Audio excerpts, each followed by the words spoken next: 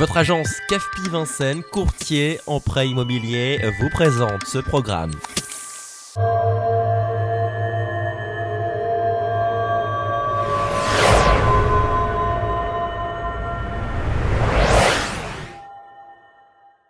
Bonjour à toutes et à tous et bienvenue sur vincennetv.fr. Voilà, nous sommes ici au dernier étage de la cité industrielle de la rue de la Jarry. Alors qu'une échéance d'expulsion semble pointer son nez très sérieusement, vincennetv.fr est parti à la rencontre des derniers artistes, des derniers habitants de cette cité industrielle. C'est un reportage de vincennetv.fr.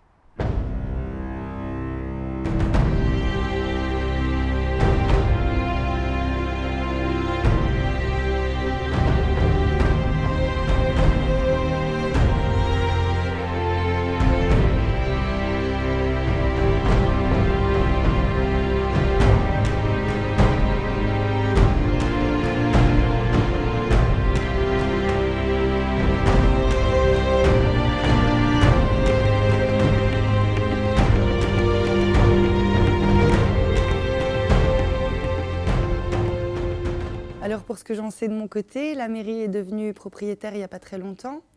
Entre-temps, il y a eu 10 ans de procédure entre l'ancien propriétaire et la mairie.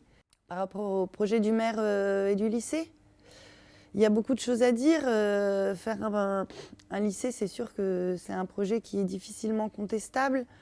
On peut tout de même se poser la question de l'intérêt de le faire ici, là où existe cet immeuble de la Jarry. Après, ce qui peut être très facilement remis en question, c'est la décision de détruire un bâtiment tel que celui-ci, qui est un bâtiment très particulier au niveau de l'architecture, très intéressant, et qu'aujourd'hui on en est peut-être à une époque où le gaspillage en termes de matière, la pollution que peut créer, qui va être créée par la démolition, tout ça, c'est des choses qui mériteraient d'être peut-être réfléchies un peu mieux ou autrement que ce que ça a été fait jusque-là. Ce que je veux dire par là, c'est qu'il y a eu d'autres projets qui ont été imaginés par exemple Jean Nouvel, qui avait imaginé de faire ici la récupération du bâtiment et de le réaménager en lui donnant 3 destinations diverses, un lycée, du logement social, donc ce qui manque beaucoup à Vincennes, et des ateliers d'artistes. Ça aurait permis de travailler sur la mixité avec un bâtiment autonome en termes d'énergie. Bon, ça a été pas accepté du tout par le maire, bon, c'est pas grave, mais il y a peut-être d'autres choses qui peuvent être imaginées pour récupérer l'endroit et ne pas le détruire. Je crois que les gens ne se rendent pas compte, c'est de l'excellent béton.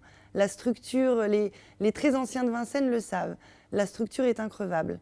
Donc démolir un bâtiment comme ça, outre les complications pour les immeubles qui sont collés au bâtiment, je ne sais pas si les gens s'interrogent ou pas sur quand on va dynamiter ou je ne sais quoi ici, qu'est-ce qui va se passer dans leurs immeubles, la poussière qui va être dégagée par ça, le nombre de camions, les bruits qu'on entend, c'est effarant, quoi. C'est, je sais pas, 40 000 camions pour évacuer les gravats. Enfin, ça mérite quand même une petite réflexion, quoi. Est-ce que vraiment ça vaut le coup de le détruire ? Ou est-ce que le fait qu'il soit si particulier au niveau de son architecture, ça ne mérite pas de réfléchir ? Et je ne parle même pas pour les habitants et les ateliers d'artistes qui s'y trouvent, ça mériterait aussi une réflexion, hein, bien sûr, mais déjà rien que pour la structure. Le maire nous a invités à une réunion, à une rencontre, ce qu'il appelait une rencontre, ce que je qualifierais plutôt de monologue, le 22 septembre. Et il nous a communiqué qu'il souhaitait une date de libération des lieux au 31 décembre. On va pas faire sur le victimisme, on s'en fout. Ce que je trouve, c'est que c'est pas très correct de le faire comme ça a été fait, sans jamais communiquer de manière transparente sur le gardien qui a été placé en bas de chez nous, la caméra qui a été placée à l'entrée de notre parking, le mur des territoires occupés. C'est pas très agréable de rentrer chez soi et de trouver en quelques mois l'espace transformé avec cette violence passive. On parle quand même de violence même si elle n'est pas active directement dirigée contre nous, c'est quand même de la violence. Et puis la nécessité de partir à un moment donné, elle est claire pour tout le monde, il n'y a pas de problème là-dessus.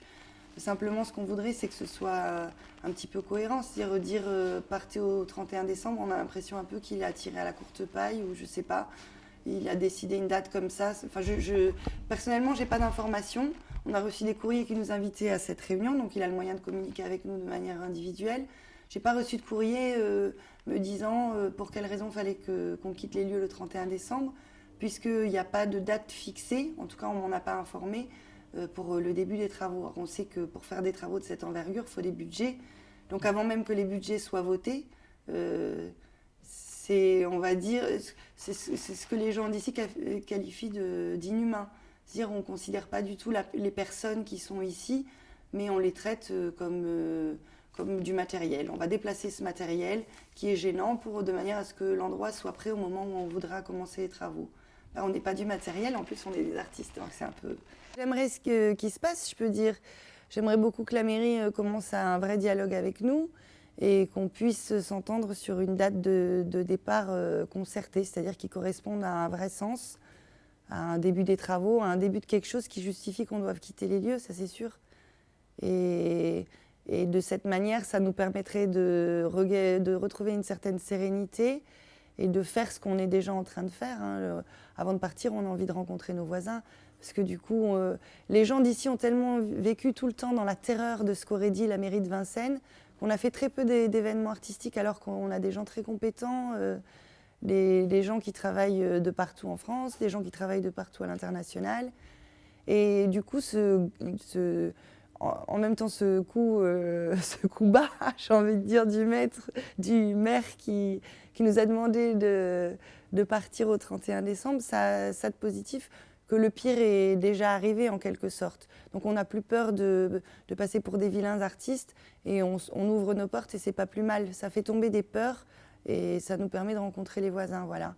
Que les gens viennent nous rencontrer, on essaye de faire un petit peu de communication autour de ça, aussi bien à travers les flyers dans Vincennes, que ça commence à se faire des petites improvisations théâtrales pour que les gens sachent qu'il se passe quelque chose au 106 rue de la Jarrie, qui viennent nous rencontrer. Juste, je pense que c'est bien s'ils sont d'accord avec le fait qu'on a le droit d'habiter ici tant qu'il n'y a pas de travaux prévus, tant qu'il n'y a pas de réelle nécessité qu'on soit dehors, qu'ils signent notre pétition et qu'ils viennent nous rencontrer. On a plein de belles choses, il y a plein de beaux artistes. Je trouve que ça serait dommage qu'on s'en aille sans que les gens nous aient rencontrés. Voilà.